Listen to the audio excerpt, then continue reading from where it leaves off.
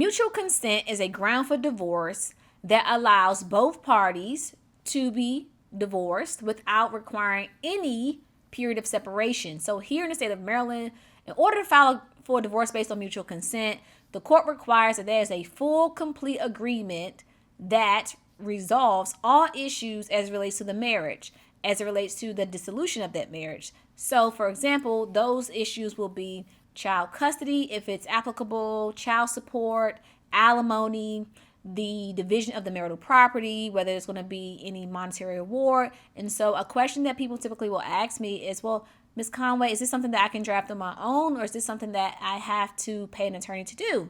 And so my answer to that is, well, it depends. It depends. If it's a situation where the two of you have accumulated a lot of assets, then I will recommend that you go to an attorney to have it drafted.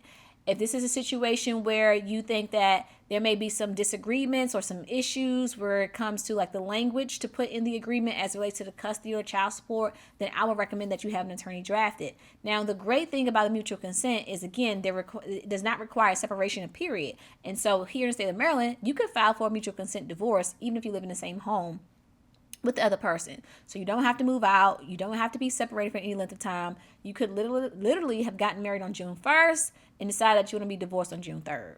I doubt that happens often, but I just use that as an example to show you that there's no separation period required. And it is often a ground that a lot of people, even if you don't start off with the mutual consent, so here in the state of Maryland, we have other grounds for divorce as well, although those grounds will change effective October 1st. So is where we'll have our new grounds for divorce, which will be the mutual consent still, irreconcilable differences, and 6-month separation.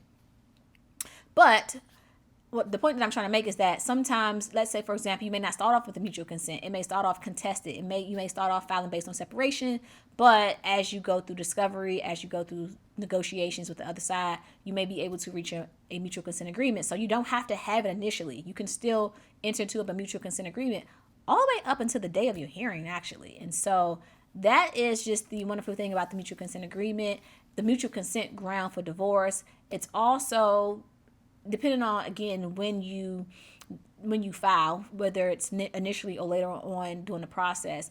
If you do it initially, then it can save you a lot of money, right? Because you already have your agreement and it's faster, it's cheaper. But if you don't come to the agreement until towards the end, right, until you have your trial, then you may still have to pay. You will have to pay more money in litigation costs. So just keep that in mind as well. Hopefully the video was helpful to just explain what mutual consent means.